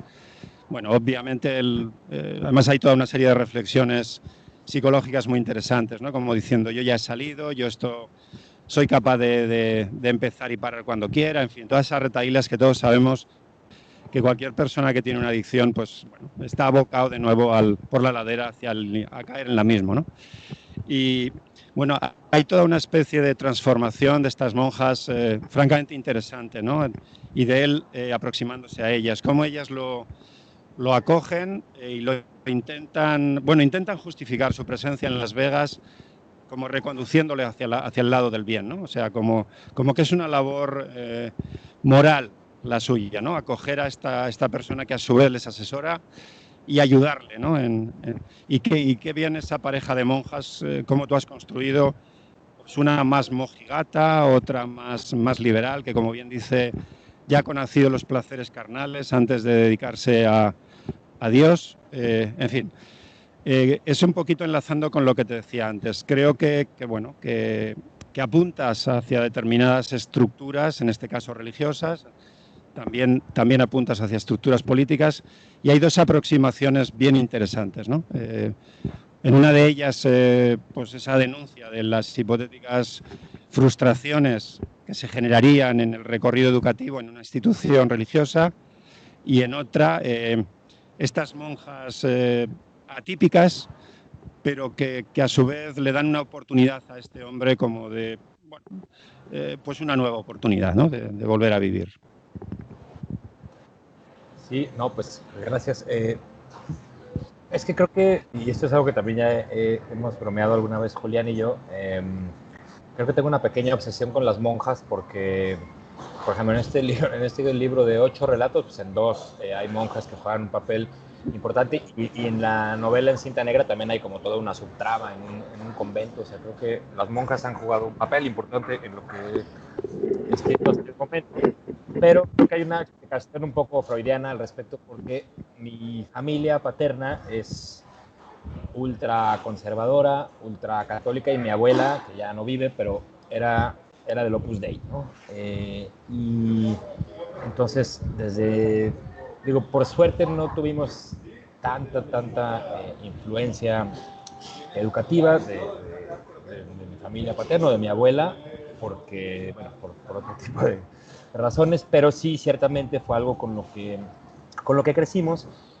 Y todo el tiempo veíamos las estampitas estas de Monseñor Escrivá de Balaguer. Porque de hecho acabo de publicar otro cuento sobre eso. O sea, creo que tengo una pequeña obsesión con ese tema, pero creo que insisto un poco freudianamente, pues es una obsesión explicable por esto, ¿no? Porque fue una parte importante de mi educación, y porque justamente ahorita lo que decías, ¿no? En términos educativos, o sea, yo no soy religioso, pero sí tengo como mucho respeto por la gente que sí lo es, y pues más en un país como México, que no solo es muy católico, sino que para mucha gente, pues digamos que la religión es un gran consuelo y un gran espacio pues para liberar una religión, una situación complicada. Yo soy como muy respetuoso de la religión como tal, pero soy menos respetuoso de los efectos políticos de la religión en un país como México, por lo menos.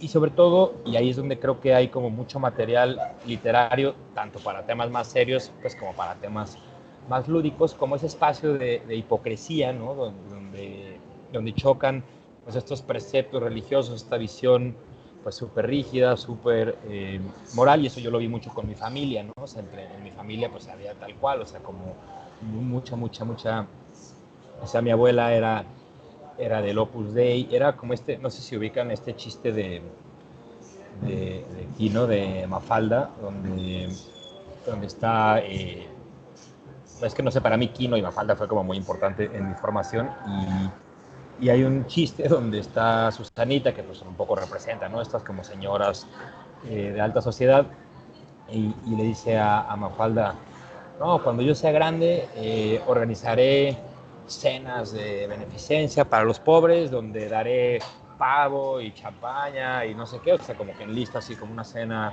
muy lujosa, y dice, y con lo que recaude les compraré frijoles y maíz y las porquerías que comen ellos, ¿no? Y entonces, pues eso es un poco lo que yo viví en mi educación, esa hipocresía o esa contradicción. De hecho, mi abuela misma estaba en una de estas asociaciones de señoras, pues sí, como burguesas que encarnan muy bien esta hipocresía. Y entonces insisto que para mí, digamos que la escritura ha sido como ese espacio pues para burlarme un poco, la verdad, pero además de burlarme, para también como explorar este tipo de contradicciones, si se insiste, ¿no? Entre esta moral como súper rígida y unos efectos pues políticos o sobre el cuerpo, ¿no? Como sobre negación del cuerpo, que creo que es lo que se aborda un poco en el cuento de liturgias del cuerpo, pues que ahí sí, insisto, sin meterme en las creencias religiosas de nadie, pero a nivel político, a nivel social, a nivel educativo, a nivel cultural, pues sí me parece que producen cosas bastante terribles. Y además en el cuento de liturgias del cuerpo, para mí o sea, el otro gran tema, digamos, en cuanto al protagonista y que tiene como este afán de ser escritor, es que a mí me parece que normalmente la escritura se asocia mucho pues a un ejercicio intelectual, ¿no? Y existe este pues, cliché, o que para mí es un poquito un cliché del escritor que fuma, que tiene un gran desdén por su salud y que está todo el tiempo atormentado con ideas muy elevadas, y que se niega un poco el cuerpo, ¿no? Y para mí la escritura pues tiene muchísimo más de corporal de lo que este cliché admitiría. De hecho, por ejemplo, hay un escritor mexicano del siglo pasado que se llama Salvador Novo, que me parece genial, que escribía crónicas y poesías sumamente satíricos, sumamente irreverentes, porque tiene un poema muy famoso contra Diego Rivera, donde se burla como descarnadamente de Diego Rivera. Y en algún momento Novo se planteó dejar de escribir porque decía que sentía que la escritura ya no le salía del cuerpo, ¿no? Es que siento que ya no me está saliendo del cuerpo, y entonces en ese caso prefiero dejar de escribir, ¿no? Entonces un poco ese cuento, además del registro de las monjas y esta como hipocresía de la cual ellos se quieren vengar subvirtiendo el orden de su colegio, está también esta cosa porque el narrador de ese cuento me parece que pasa un poco como en el de varios de los cuentos, que por más que se dé aires de grandeza o de pomposidad, en el fondo acaba siendo un personaje un tanto patético, ¿no? Entonces, la intención, digamos, de ese relato y la cuestión con el cuerpo, pues era eso, ¿no? Como cuestionar también esta idea de la escritura como algo totalmente desvinculado del cuerpo, porque para mí pues tiene mucho más que ver con eso que con un ejercicio como estrictamente intelectual, ¿no? Hay un cuento al que ya has hecho referencia antes, el de Estirpe Miserable, que como bien decías resulta muy duro de leer, ¿no? Es un monólogo de alguien que está encerrado, que ha ocupado una posición de poder. Entonces hace toda una reflexión, ¿no? En torno a esos ruidos o esas voces que tampoco sé si ya ha entrado en una especie de paranoia o psicosis, o realmente es que está siendo perseguido, porque alude a constantemente sonidos de helicópteros, sonidos de ya se acercan. Pues no sé si ha entrado ya en una paranoia o realmente es que lo están buscando, ¿no? Entonces describes todo ese recorrido de cómo se forjan las estirpes de poder dentro de los políticos, cómo desde pequeños, desde cachorros, pues los van adiestrando para, incluso en la corporeidad que tú has dicho, ¿no? Aquello de no poder llevar unas melenas o unas greñas, ¿no? Hay una anécdota en el relato bien curiosa, ¿no? Donde el padre los lleva a la peluquería porque no soporta esa apariencia, y marca también la ruta de formación. Tiene que ir a la capital, estudiar unos estudios determinados, ahí rodearse de determinadas compañías. O sea, el contexto del cuento es una persona que en teoría ya ha dejado el poder, entendemos que por razones, porque lo han echado o porque ha cometido, bueno, pues muchos desmanes y eso le ha provocado que lo hayan separado del poder, y entonces él vive en esa especie de susto constante de que vengan a por él, ¿no? Y narra todo su recorrido. No sé, ¿qué te inspiró contar? Supongo que la vida real, pero... Sí, la vida real, porque es que, digamos, por ejemplo, o sea, la realidad como política mexicana, o sea, del último siglo, pues es básicamente, salvo por los últimos 15 años, pues una realidad de partido único, ¿no? O sea, hubo un partido que gobernó 70, 80 años, entonces se creaban estas especies de dinastías en pequeños feudos, como podían ser los estados, donde pues iban, o sea, el poder se transmitía, sí, de manera un poco dinástica, pero siempre como con una especie de cascarón democrático, porque formalmente había elecciones, pues que siempre ganaba el mismo partido, pero no dejaba de haber elecciones. Entonces eso de alguna forma, en mi opinión, daba como creación a todo este ritual, ¿no? Como bien dices, ¿no? O sea, porque está esta idea también que en México es muy fuerte o sea, México es un país muy centralista, entonces está esta idea de la capital y la provincia, ¿no? Entonces tienes que ir a la capital a educarte para un poco cumplir con esa parte del ritual y después venir al Estado a gobernar. Y en México ha habido muchos casos, porque también sí es cierto que afortunadamente ha habido muchos cambios políticos, entonces en la medida en que empezó a haber alternancia en el poder, estos grados de impunidad, aunque siguen siendo muy elevados, pero ya no eran absolutos, ¿no? Entonces empezó a haber muchos casos de gobernadores de estados caídos en desgracia, que pues justo mientras eran gobernadores robaban a manos llenas. Como ese cuento está se está vagamente inspirado en un caso como particularmente sonado de un gobernador de Veracruz llamado Javier Duarte, que fue, dentro de la larga historia de políticos ladrones y corruptos mexicanos, fue un caso particularmente escandaloso, tanto por la cantidad de dinero que se robó, como por ejemplo, en algún momento salió un escándalo de que habían, o sea, nunca quedó 100% claro, pero el chiste es que habían desviado recursos de medicinas para niños con cáncer, ¿no? Entonces dices, bueno, ¿dónde está el nivel cuál es la línea de, no sé, de maldad o de vileza? ¿Dónde te detienes, no? O sea, le estás robando medicinas a niños con cáncer. Pero a nivel literario, lo que a mí me interesó, sí, lo que supongo que me interesó para escribir ese cuento es que, por ejemplo, en ese caso, en el de Duarte, los escándalos estos empezaron a salir desde muy temprano de su sexenio, y en algún momento, de alguna forma, era inevitable. O sea, él sabía que iba a tener que fugarse, o sea, era ya tan grande lo que había pasado y el nivel del escándalo, que él tenía que saber que su fin estaba próximo, ¿no? O sea, que cuando dejara de ser gobernador iba a caer en desgracia, iba a ser perseguido, iba a acabar, como ocurrió, tal cual, escondido 1 o 2 años en una de estas casas, y entonces es como un contraste muy fuerte de un estado de poder absoluto para el cual, pues como bien decías, los prepararon toda su vida, ¿no? O sea, toda la educación y todas las prácticas y todo el ritual fue para ocupar ese lugar, y después viene esta estrepitosa caída en desgracia, donde los antiguos aliados los consideran ya de pronto apestados, no quieren tener nada que ver con ellos.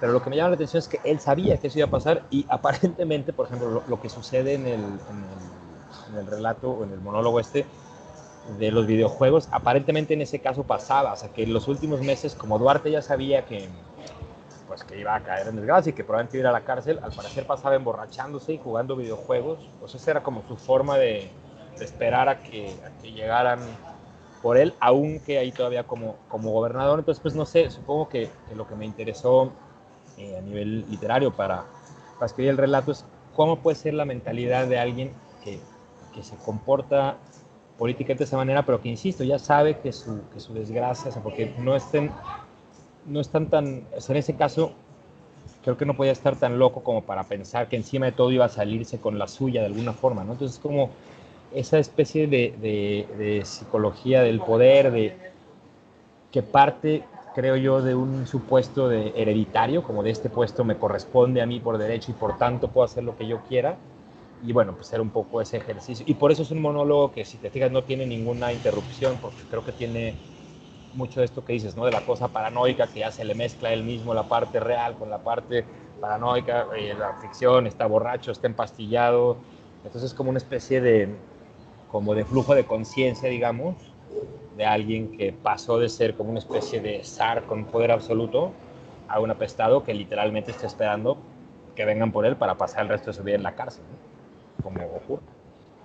Además, ahí funciona muy bien ese argumento literario que tú utilizas de dibujarlo jugando videojuegos, de comandos, de acción y tal, o viendo partidos de fútbol. Lo que pasa que esto conecta con el cierre, donde, claro, él con los mandos de la consola puede hacer lo que quiera, ¿no? Siempre y cuando sea habilidoso, que es un poco un reflejo de lo que hacía en su vida real. Entonces, el cuento acaba con una reflexión en la que él dice, pues eso, como que no puede dominar a ese comando para que venga a rescatarlo a sí mismo, ¿no? Me parece un cierre fantástico.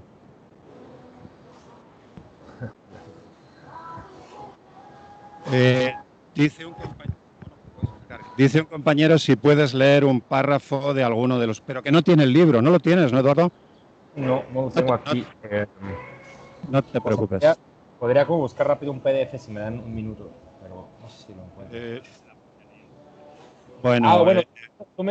Bueno, Julián, tú me mandaste un correo, ¿no? Si me dan un segundo, creo que puedo abrir aquí Sí, por favor. Espera, que viene una compañera también a hacerte una pregunta. Sí. Más que pregunta es darte la enhorabuena por el cuento del conejo, que el destino es un conejo, ¿no? Que da órdenes. Yo, la verdad, como no he visto la película de Donnie Darko, lo que me sugirió es Alicia en el País de las Maravillas, porque además se mira todo el rato el reloj, con lo cual lo del tiempo, ¿no? Que pasaba también en Alicia. Pero quería darte la enhorabuena porque, dentro de que es un cuento difícil de leer por lo farragoso, es que es una confusión de idas, venidas, ideas y personajes inventados, o sea, vamos, más bien alucinaciones, ¿no? De la chiquita esta. Luego al final te das cuenta de que has hablado de la anorexia, de la bulimia, de una familia que el padre se ha ido, de que en el colegio le pasan muchísimas cosas, de que los demás no aguantan la obesidad. O sea, quiero decir que al final, después de pensar, que lo primero que pensé es que te habías metido algo de ayahuasca o algún hongo o alguna cosita así, pues después de eso resulta que cuentas muchas cosas y por eso darte la enhorabuena. No, pues muchas gracias. Es que... pues, por ejemplo, a mí cuando vi Donnie Darko, que insisto, es como una película de un adolescente, pues se psicotiza y ve este conejo y no sé qué, lo que me interesó mucho de la película, y supongo que fue lo que me hizo pensar en hacer como mi diversión particular en cuento, es que, por ejemplo, en Donnie Darko, y pasa lo mismo, creo yo, con la chica del cuento, pues porque está inspirado en eso, es que cuando se empieza como a tener esta aparición del conejo, o sea, es decir, uno pensaría, ¿no? Que si se te aparece un conejo diabólico que te da órdenes, pues, no sé, corres a internarte en un hospital psiquiátrico, te asustas por esa especie de quiebre de realidad. Pero en la película Donnie, ¿no? O sea, Donnie lo toma como un elemento de su propia realidad y empieza a interactuar con él, pues como si fuera algo que tiene una realidad tan plena como cualquier... otro elemento, ¿no? Como el padre, como la madre, como la hermana, lo que sea, pues ahí está el conejo que me dice lo que tengo que hacer. Y lo que me gusta, digamos, decir de ahí, creo que tiene que ver un poco con como caos mental al que haces referencia, es que creo que de alguna forma pone en tela de juicio el concepto de una realidad o una normalidad que todos compartimos, ¿no? Obviamente la psicosis pues, es un caso límite, ¿no? Y más una psicosis alucinatoria, bueno, pues es un caso muy extremadamente límite, donde alguien está viendo algo que los demás no pueden ver. Pero aún así, creo que, insisto, como idea, pone en telejuicio esto de que todos estamos viendo la misma película de alguna forma, ¿no? Y entonces, como el cuento está narrado por la adolescente, porque si fuera un narrador en tercera persona o una narradora en tercera persona, pues tendría que haber cierta distancia que introdujera como una especie de elemento anormal en lo que la chica está viendo, ¿no? Como, y entonces ella creía ver un conejo, ¿no? Por ejemplo, como algo así. Pero como es ella la que lo está narrando y para ella eso tiene una realidad, pues insisto, tan real, por llamarlo de alguna manera, o valga la redundancia, como cualquier otro elemento, pues ella va narrando igual como un poco de especie de flujo de conciencia, toda experiencia de su realidad particular, que en efecto, si la contrastamos como con lo que entenderíamos de una manera más o menos consensuada por realidad, pues resulta muy caótica o resulta un tanto desordenada o resulta que ciertos límites que a nosotros o a los demás nos pueden quedar claros, a ella no, pero pues parte un poco de esta visión donde, pues eso, ¿no? La película que ella está viendo de alguna forma mezcla todas estas cuestiones a la vez y para ella tiene como tanta estructura o tanto orden o tanta solidez como para uno podría tener este otro mundo normal, ¿no? De alguna forma esa es la idea. Pero muchas gracias por el comentario y por la lectura. Y el final, la verdad es que la dejas descansar y eso también se agradece. Pues es lo que decía, ¿no? Tiene esa redención. Sí, gracias.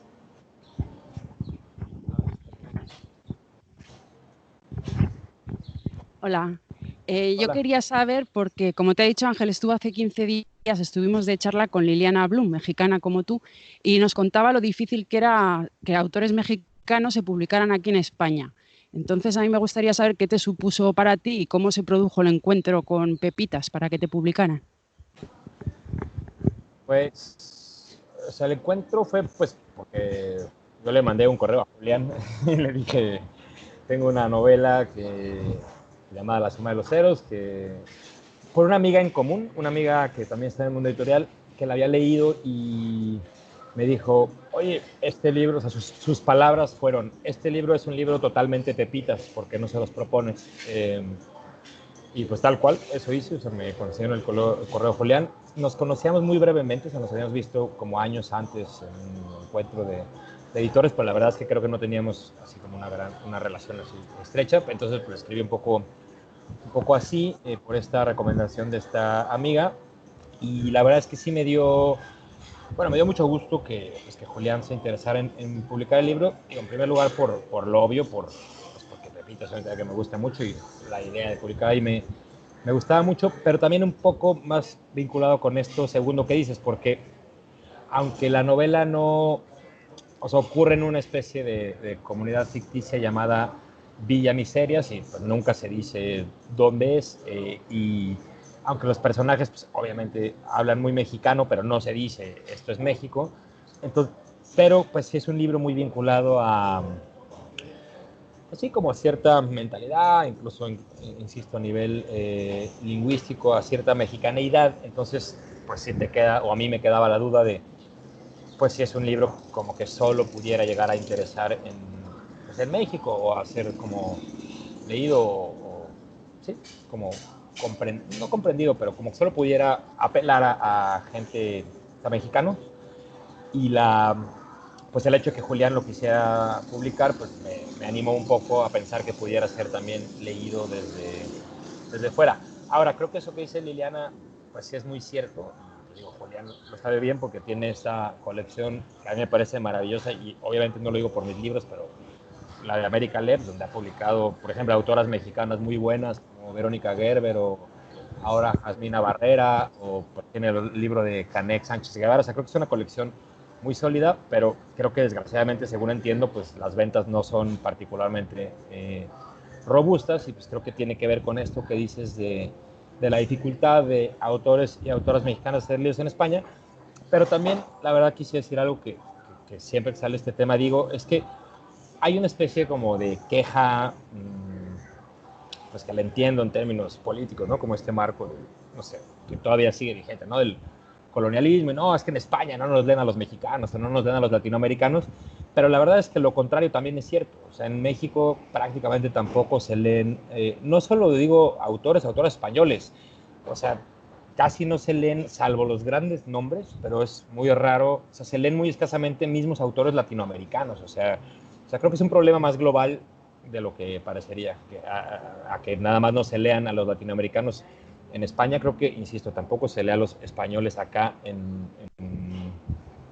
pues en buena medida, e incluso ni siquiera entre los mismos latinoamericanos, y la verdad no sé por qué sea, o sea, mucha gente cree que es por temas de como más, no sé, comerciales, de temas de distribución del libro, pero pues tampoco estoy tan seguro, o sea, no sé muy bien por qué, pero parecería que hay como una especie de interés pues, provinciano de cada país en su propia literatura mayoritariamente, y como algunos nombres de otras literaturas se incorporan, pero que yo pueda ver, pues pasa un poco lo mismo aquí respecto, insisto, no solo España, sino otros países, pero pues sí, o sea, en la práctica sí tiene razón Liliana, que es difícil que se lean autores mexicanos en España, eso creo que es muy cierto.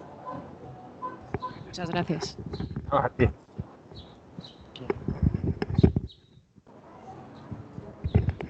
Hola, soy Beatriz.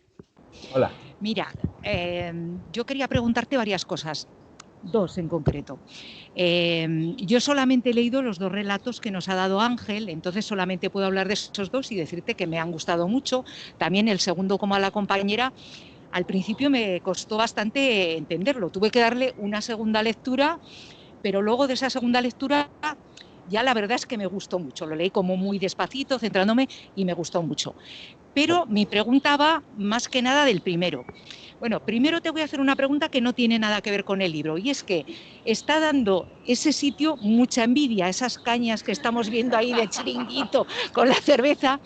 Entonces da la impresión de que, o por lo menos a mí me pasa, que dice, te dan un poquito ganas de atravesar la pantalla y decir, nos sentaríamos ahí a tomar algo también. Entonces, ¿nos podrías decir desde dónde nos estás hablando? Sí, esa es una playa en el estado de Oaxaca que se llama Mazunte, pues en la costa del Pacífico. Y sí, la verdad es que es un lugar bastante paradisíaco, pero el siguiente encuentro, si quieren, lo podemos hacer aquí. Sí, sí, ya nos gustaría. Bueno, pues bromas aparte, aunque es interesante saber desde dónde nos habláis, porque estamos muy lejos. Mira, yo quería volver al primer relato, porque hay un rum que tengo en la cabeza desde que has empezado hablando de él. Y es que nos has hablado del presidente Calderón, y Calderón creo que era, que sacó el ejército a la calle para luchar contra el narcotráfico. Entonces, a mí me gustaría saber, claro, aquí en España, yo creo que hablo por todo el mundo, y supongo que en todos los países pasa igual. Cuando oímos hablar las cosas de un país que habla el mismo idioma que nosotros, las sientes mucho más cercanas que de un país que te habla otro idioma. Entonces, hay mucha gente que las noticias de todos los países hispanos, pues eso, las sentimos cercanas, mucho más cercanas que si pasa en Bulgaria, aunque lo tengamos mucho más cerca. Entonces, quiero decir que las cosas de México, muchos españoles, y las de Argentina y tal, las seguimos pues con mucho interés, un poco como si fueran en parte nuestras. Nos tocan bastante a los sentimientos. Entonces, todos los autores que habéis venido a hablar de México, tu compañera de hace, Liliana, que han dicho antes, y el año pasado tuvimos a Eduardo Sosa, pues sí, a partir de los relatos salían muchas cosas de la sociedad mexicana, del problema del narcotráfico y tal. Todos ibais un poco derivando y hablábamos de ese tema. Y aquí también ha salido. Tú lo has sacado con el presidente Calderón. Entonces, yo lo que quería saber es que, políticos aparte, si el supositorio del ejército no ha tenido más que un muy mal efecto, ¿qué es lo que se dice al nivel de pueblo de México, no de los políticos, de cómo se podría solucionar un poco ese problema que estáis viviendo tan grave y que aquí nos duele también mucho cuando oímos de las cosas del narcotráfico? Entonces, a nivel de pueblo, ¿qué crees tú o qué comenta la sociedad mexicana que los políticos mexicanos tendrían que hacer para luchar contra el narcotráfico? Pues mira, la verdad es que no lo sé, o sea, no tendría una respuesta definitiva en ningún sentido, pero lo que sí sé es, bueno, lo que parece, o sea, lo que, como bien dices, a nivel de pueblo, de lo que mucha gente piensa, lo que sí se medio sabe es que, o se piensa, insisto, es que el narcotráfico obviamente no es un problema nuevo, es un problema que lleva, bueno, es un problema, un fenómeno que lleva pues, por lo menos un siglo en México, pero esta violencia tan descarnada, donde de veras parece que vivimos atrapados en la nota roja, o sea, cualquier día que te metas a leer las noticias está pasando algo realmente que es como hasta difícil de conceptualizar. O sea, a veces decimos que no sé, como uno experimenta una especie de culpa como de ya no escandalizarse, ¿no? O sea, lees 15 decapitados y dices, bueno, y dices, pues es que me he insensibilizado, y pues sí, ciertamente sí, pero es que no sé cuál es la alternativa frente a algo que lees, que pasa diario, y ese fenómeno, o sea, no estoy diciendo que antes no había violencia derivada del narcotráfico, sí la había, pero de ninguna manera a estos niveles. O sea, esto es una cuestión que estadísticamente está demostrado que comenzó con esa estúpida guerra del narco de Calderón. Entonces, lo que lleva a mucha gente a pensar es que el problema no es, o sea, el problema sí es el tráfico de drogas, pero, por ejemplo, creo que el segundo país más productor de drogas en el mundo, o el tercero, es Holanda. Y en Holanda la gente no se está descabezando por las calles, ¿no? O sea, no es un problema de producción o de consumo de drogas, sino está asociado con otro tipo de lógicas, con esta violencia. Entonces, eso es muy difícil de decir, pero lo que se dice, como bien dices, o sea, lo que se dice, no es que estoy hablando por mí, sino lo que se dice es que antes había como una especie de pacto que puede haber sido o más explícito o menos explícito, tampoco se sabe tanto, donde pues los cárteles se dedicaban un poco a traficar con la droga. La violencia no se disparaba a estos niveles y pues tristemente o horriblemente, pero no había como enorme descontento pues que produce esta situación tan espeluznante. Lo que pasa es que, bueno, de esas situaciones de que ya que se rompe, digamos, esa especie de equilibrio perverso que podía haber existido antes, pues ya no es tan fácil de volver a él, porque hay una especie de anarquía, tanto entre la guerra entre los cárteles como con el ejército. El ejército es responsable de muchísimas abusos y violaciones de derechos humanos. Todo el mundo cree, con bastante razón, que está involucrado en algún grado con la espantosa desaparición de 43 estudiantes de Ayotzinapa. Entonces, digamos que ya es una cuestión donde es muy difícil pensar cómo se pueda volver a una especie de caos. Y, por ejemplo, el nuevo gobierno, que es un gobierno pues, por primera vez de izquierda en el este del país, que entró con mucha esperanza y que generó mucha esperanza y que ha generado mucha decepción en mucha gente, pero incluido ese tema, ¿no? Porque un poco lo que mucha gente pensaba era que este gobierno, que venía con otro discurso respecto al narco, iba como a meter al ejército a los cuarteles, ¿no? Y eso no ha ocurrido porque se creó como una Guardia Nacional, pero la verdad es que ya a este punto pues tampoco es tan sencillo como meter al ejército a los cuarteles, ¿no? Porque ya está esta situación tan descarnada que yo creo que nadie sabe bien. Y lo que pues más o menos se dice es que la solución que no va a pasar, por lo menos en un corto plazo, pues sería la legalización, ¿no? O sea, que ya no fuera ilegal creo que se regulara, que se pagaran impuestos, no sé, lo que fuera. Que digo, parece que puede ser que pase con la marihuana, pero no van a despenalizar la cocaína, obviamente. Pero ya al punto que está como de revuelta la situación, pues mucha gente piensa que solamente la legalización podría como devolver una especie de estado de un poco más de paz, pero pues eso no va a pasar. Entonces, de momento, y con toda no sé, la tristeza que implica decir esto, pero parecería que, por lo menos en el corto plazo, es un problema que no tiene gran solución. Pues no, porque además agarran un capo y pues sale otro y sale. O sea, es como dar un espadazo al agua, o sea, realmente. Sí. Entonces, o sea, sé que no es una respuesta muy alentadora, pero es un problema que no se ve cuál sea la solución, la verdad. Sí. Bueno, muchas gracias por la respuesta. No, Bueno, Eduardo, pues nos vamos a despedir. Yo te imploro que nos mandes la marca de esa cerveza, porque es que no tiene fin. Entonces estamos Julián y yo aquí diciendo, pero ¿cuánto dura, Dios mío? Y venga de tragos. Oye, bromas, ha sido un placer este encuentro. Bueno, ojalá que el siguiente sea en esa playa del Pacífico o aquí en España, en cualquier rincón. Un gusto conocerte, espero que para el resto de la gente también. Ya has visto que has oído una diversidad de voces y de preguntas. Aquí están tus libros expuestos, que ahora quien quiera pues se lo podrá llevar. agradecidos de que compartas este rato con nosotros y deseosos de que, ojalá que en Pepitas o donde sea, vuelva a haber otro libro que en Pepitas, que nos dé la oportunidad de volver a leer tus cuentos. Eduardo, lo dicho, un abrazo enorme y un agradecimiento igual enorme. Espero que estemos en contacto y que nos encontremos por los recovecos de la literatura. Un enorme abrazo, ¿vale? Por la invitación y por la oportunidad. Gracias.